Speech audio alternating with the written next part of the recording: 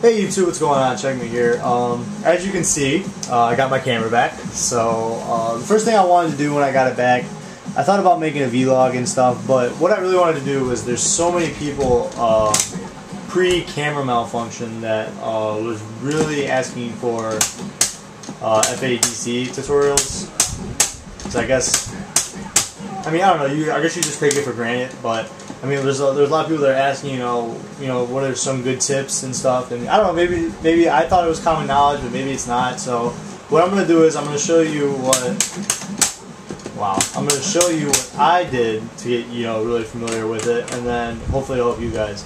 So what I did, like I do with everything, is I broke it down to its simplest parts. So it's in a simplistic thing. So first, of course, you go Dragon Punch, right? So then once you get used to just Dragon Punching, you can look at the inputs, and if you go across the screen, you get like 3 or 4 Dragon Punches in a row. You feel real comfortable with that. You're like, okay, well, I get this part. This is simple enough. Just the Z motion and punch, or if you want to do the shortcuts, you can do that too. But so somebody said you can do, yeah, I guess you like by pushing diagonal twice. I didn't know that, but I read that in the forums. But anyways, there's so many shortcuts, it's crazy. But yeah, so once we get familiar with that, then you're gonna add the cancel, the focus attack dash cancel, or FADC. I recommend, studies have proven this also, just through just testing and with humans, and by doing the same thing with both hands, it actually makes it a lot easier for your brain. Just so I can just put this as simplistic as possible. Like I said, so by doing both things with the same hand, you're trying to make it as similar as possible. Your brain doesn't have to really think about it as much, or doesn't have to work as hard to really get those nerve fiber, or those nerve endings to do certain actions with different hands. So you have to dash forward with your left hand. You have to tap forward twice, so you get that dash. So because you have to tap forward twice, use your right hand and tap focus twice, so it'll look something like this. And that's how I do it. Not only it came naturally to me, but I knew about the study beforehand, so it made a lot of sense too. And if you don't believe me, try it. Try going with your left hand. Like if you're watching this right now, go with your left hand to the left and your right hand to the right, and start from the middle, and then come back. It's a lot easier to come back than it is to push them away. I know you might not believe so, but trust me, it is. But maybe that was a bad example, but anyways, you get the point. By doing the same thing with both hands, it just makes it a lot easier to execute, was what I was trying to say, even though I gave a horrible ass example. But going back to this, so tapping it twice and moving forward. You can hold it, but I just think it's really, I don't know, I just find it really weird.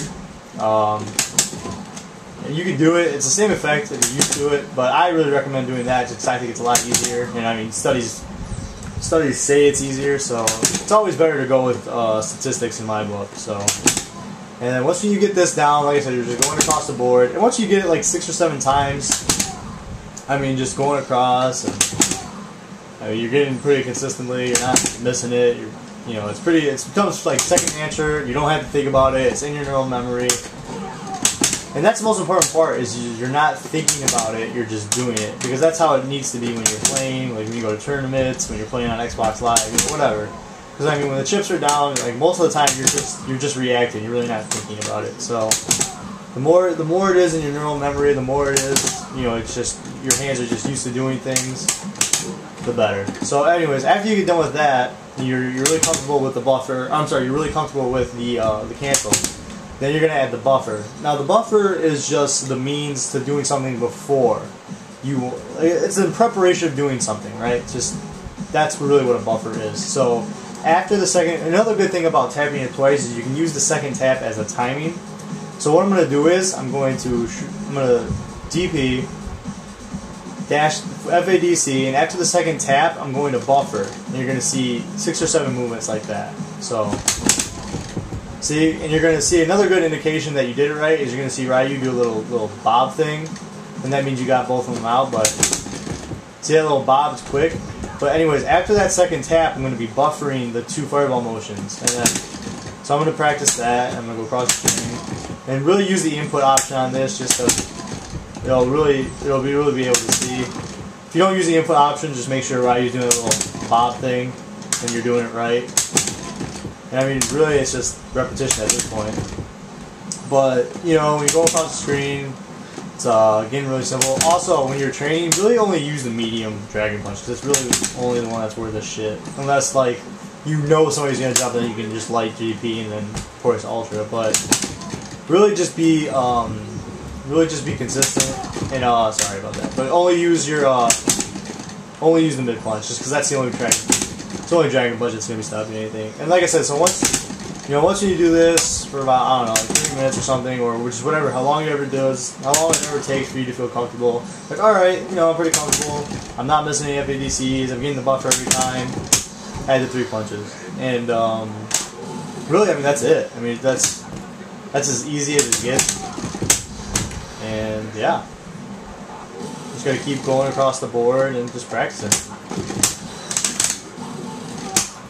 So, yeah, but like I said, so what I did, just to really break it down again, just like I said, if you really break apart, I don't care what it is, school, video games, whatever, but if you really break apart what you're doing, it just makes it a lot easier. So what I started off with was the Shoryuken, obviously, and then from the Shoryuken, the cancel, and then from the Shoryuken to the cancel, the buffer, and then from there, put it all together. And it looks just like that. And now, just really the solar plexus is nothing different other than just the timing zone. Which is beautiful because now you really don't have to worry about, you know, oh, I have to do other things. Really, it's just, oh wow, I missed it, but it's just knowing the timing. You know? So like I said, so I mean, really just getting that first part of this down is really just the main thing. And then after you get used to that, I mean, you can go right into the solar plexus, and it should really be, I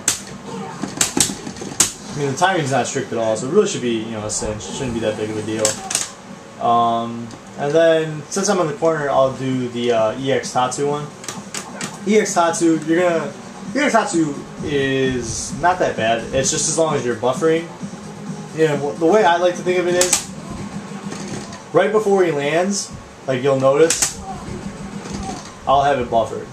So I know a lot of people that wait till he lands, and it's kind of risky just because some characters like Viper and others, like they have weird hitboxes, and if you wait till they land, sometimes they'll fall quicker than what they should, and then you'll miss it, and then you'll probably end up dying because of it. But by buffering it before he lands, you literally get it right when he lands. So it really decreases the chances of something stupid happening and you losing, you know, a round or a match because of something in the game shouldn't have happened. But yeah, so the way I did it is a 1, 2, 3, and you just go from there. I counted the 3 right after the fierce. So fierce, 1, 2, 3, go like that. I'm a really timing person. Like I said, I like putting things in my real memory just so. I messed that up. But just so I have some type of cue or some type of reference. Oh, I choked there. But, yeah, so... Ken, you bastard. So, yeah, that's what I do. But everybody's different. Everybody works differently. But I suggest timing just because this game, and like anything, like math or like science or anything, like, you know, timing and numbers and sequence is... it's just factual. Like it can never go wrong, especially in games. So if you can have some type of basis or some type of cue from when you're supposed to do things, it'll really help you out in matches, and you don't have to force yourself to think about it and do things. So I highly recommend that. I'll make this into 2 parts real quick.